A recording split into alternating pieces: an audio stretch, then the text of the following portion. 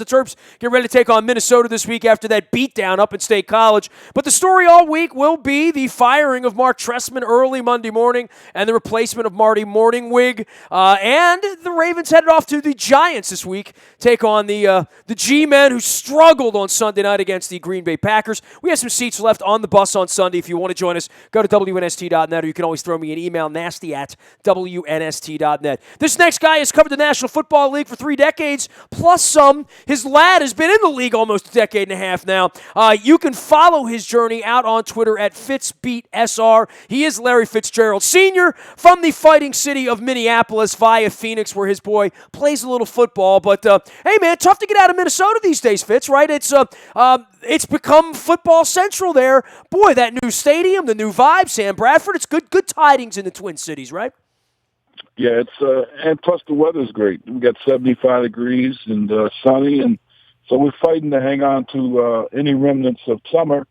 And WNBA Finals, the Lynx trying to go for a second consecutive world championship, and they're trailing in their series against Los Angeles Sparks, who are trying to win one for Candace Parker and company and the MVP. So a lot of things going on. You're covering it all, man. I tell you, but for the Vikings and for the stadium, and I mean, you're a Chicago guy, but you've been in Minnesota for a long, long time. You're covering sports up there. When a new stadium opens like this, I mean, they're a year out on having a Super Bowl, and all that's wonderful, but it looked like the football team was falling apart at that moment when Teddy Bridgewater went down. This has been an unbelievable job by Mike Zimmer, by the whole organization, and certainly that defense is formidable. Yeah, Rick Spielman, the general manager, has done a really good job since getting that position a number of years ago, and just building this football team up. He's been very astute at going out, picking up late-round players and taking some chances on some guys. And then he found a really good coach, and that coach happens to be Mike Zimmer, who was with, someone you're very familiar with, Marvin Lewis, who was with the Ravens for so many years before getting the job in Cincinnati, and now he's got the position, in Minnesota, and this is his third year. Last year he drove the Vikings to an 11-5 season and lost the playoff game 10-9 after a missed field goal by Blair Walsh, about 25 yards that would have won it for him. But that team, after that loss, I don't know what he told them, but they really went to work in terms of their mental and physical approach going into this season, because they have just been as good on the defensive side of the ball as anybody I've seen in this league since maybe the Ravens. In that defense that they had, these guys are really getting it done, and they've got talented players, but they're doing it as a group. There are no slackers on the defensive side of the ball for the Minnesota Vikings. You look at what they've done this year, nobody's scored more than 16 points on them.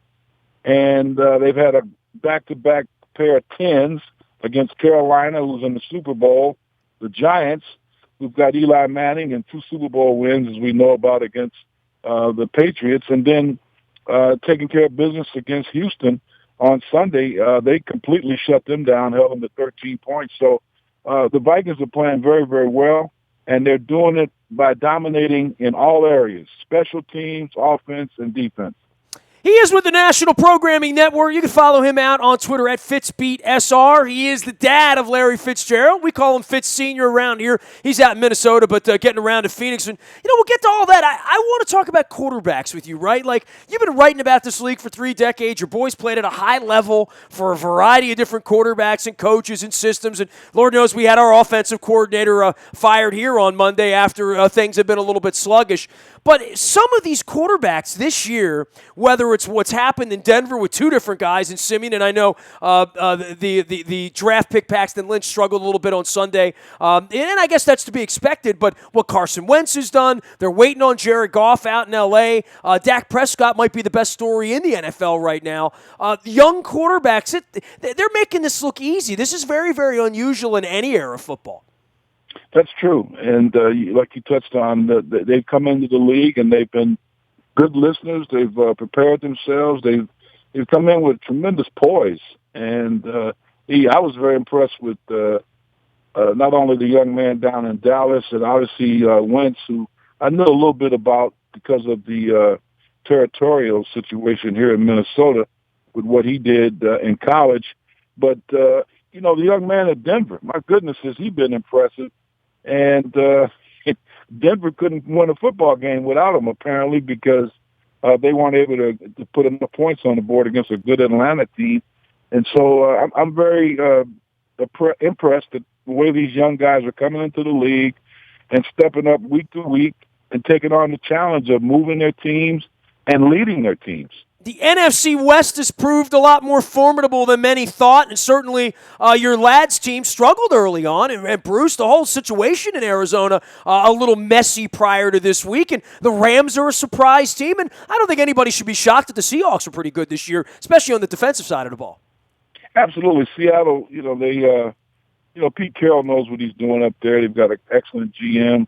You know, they've been to, 2 Super Bowls in the last 4 and won one. They've got a great quarterback. And they've got a tremendous system. And I think they're probably going to be the team that eventually is going to be there for Arizona at the end if they're going to win that thing. They play each other in about 3 weeks for the first time.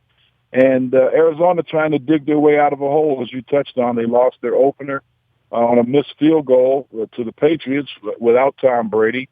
And then they lost 17-13 to the Rams. In a game, they turned the ball over 5 times. So they have not hit on all cylinders on the offensive side of the ball. Defensively, they've been pretty good, although they've given up some big plays.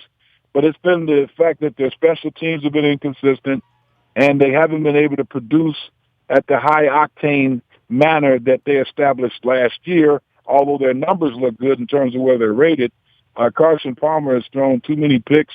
He's out right now with the concussion protocol, which the NFL is dealing with him. And Drew Stanton stepped in there. I saw him play up against San Francisco last Thursday, and Drew did a good enough job, only 11 of 28, but they were able to run the ball with Johnson. Boy, he is.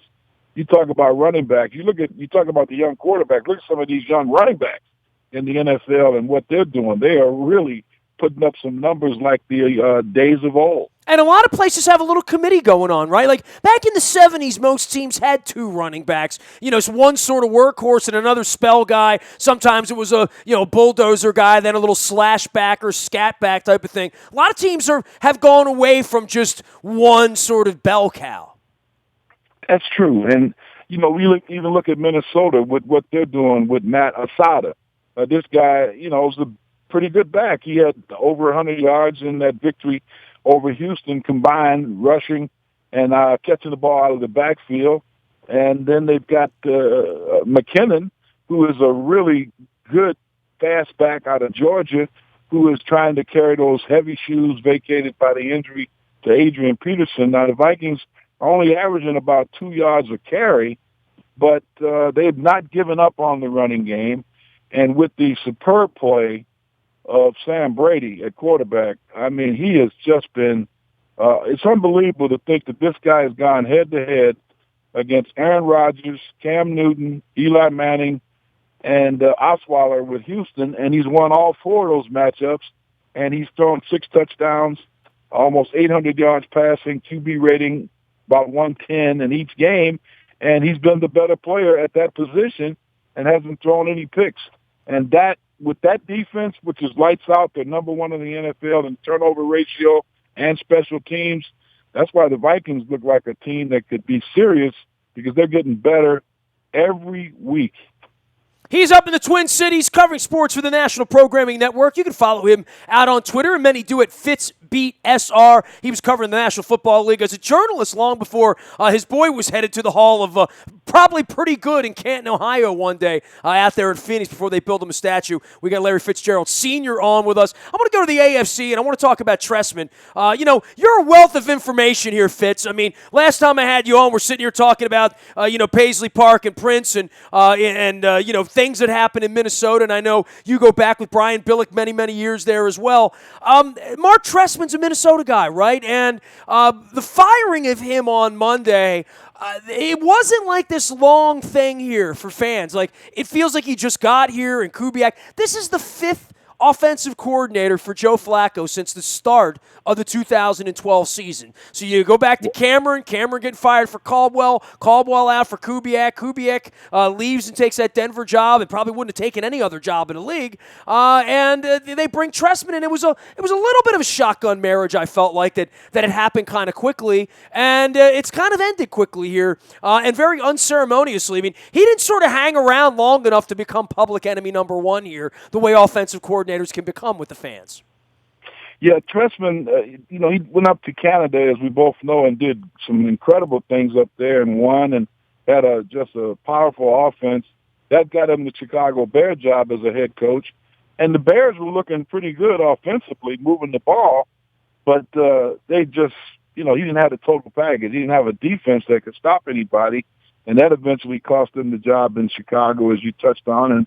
And then he landed on his feet with the Ravens, but the Ravens don't seem to be getting it done. I mean, you guys gave up a pretty good running back here recently, and so it was kind of a surprise to me that you'd make the switch this early in the season. But we've seen in Buffalo, if you make the switch at offensive coordinator, sometimes it can light a fuse under your team, because it certainly has for the Bills. AFC, I mean, we talk about the NFC being sort of, different. No one expected this out of Minnesota, especially when Bridgewater went down and Sam Bradford took over, as you pointed out. But, the Broncos, I thought they'd be good. The Patriots, I thought they'd be good. The Steelers, I kind of counted on them. But the Oakland Raiders, they were the one team we talked about all offseason as, along with Jacksonville, and they haven't been any good. But Oakland has sort of fulfilled that promise. And, they're giving up a lot of points. They're giving up yardage. And certainly the Ravens could have beaten them last week. But they look like they're going to win 10 games this year. You know what? They've got a very talented group up there, and they've got a Viking connection. They've got Mike Tice, who used to be the head coach of the Vikings, used to be offensive line coach in Chicago. He is now with Jack Del Rio, who was a big star linebacker back in the 90s here in Minnesota for Dennis Green's defenses. And then, of course, he got the head coach down at job at Jacksonville for a number of years, and now he's got that position where he's taking care of business. He was in Denver, I think, for a couple of years, and now he's got that head coaching job with the Raiders. He's familiar with that division. And Reggie McKenzie, remember, he used to be with the Packers. He's their GM. I bumped into him in the press box at a San Diego, Arizona preseason game, and he was doing a little homework on the Chargers even then. And so he's got that team moving in the right direction from a management standpoint. He's got the right people in place, and they've got some talent on that football team. Watch out. The Raiders could finally be waking up. I think this is their best start to a season since they were in the Super Bowl back in 2002. Meanwhile, the Patriots and the Steelers just keep chugging along, right? Absolutely. The Steelers, boy, I'd say they've got a lot of offense, and if Antonio Brown can figure out which shoes to wear, he's been trying this and trying that. But I want to tell you something. Ben Roethlisberger, he's been getting that ball up and down the field. And they've got a Minnesota connection up there, too. Mike Tomlin used to be in Minnesota as the defensive coordinator before getting that head coaching position in Pittsburgh and taking them to a couple of Super Bowls. Yeah, he reminds me of that all the time, by the way, Fitz. Hey, great having you on, man. I know you've been getting out to the desert to see your boy play. I think the Cardinals are going to climb back into this thing. They certainly need to get healthy, though, right? I mean, that's the biggest thing going on for his team, right? Absolutely. They've lost Chris Johnson, for a while. They put him on IR. They hope to get him back. They've had a couple of lineman issues, and they'll probably they're going to get Carson Palmer back. He might be back for that Monday night game coming up next week when the woeful Jets come to town in a must-win situation. Arizona has already dropped 2 games at home, so they certainly can't afford to drop another one with the Jets coming in. Hey, man, I need you to soften them up on Monday night. We got that next Sunday. We're going up there. We play the Giants this week on the road and then the Jets. 2 trips to New York back-to-back weekends, and hopefully the Cardinals will soften the Jets up for us on Monday night. Hey, great having you on, Fitz. Always a pleasure. We'll send everybody out to Fitz Beat SR, and, of course, your work out at the National Programming Network. You're always a great guest. We love having you on.